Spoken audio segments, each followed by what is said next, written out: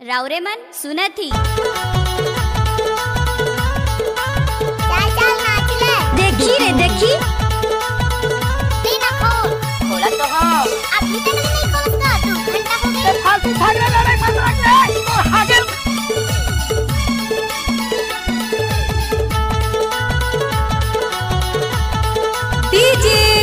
DJ बल्लू धुबे जल्दा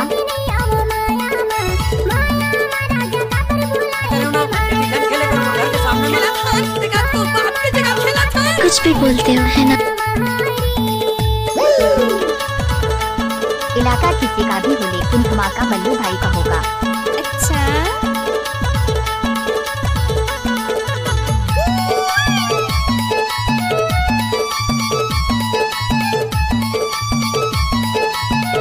DJ बल्लू धुबे नाम तो सुना ही होगा।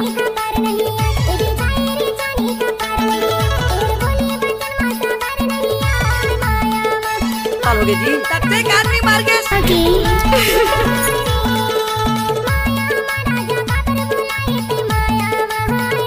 मिक्स बार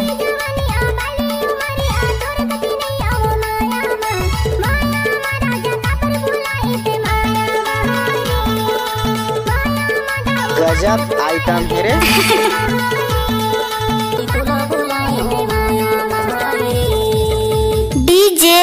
डीजे बल्लू धुड़वे नाम तो सुना ही होगा।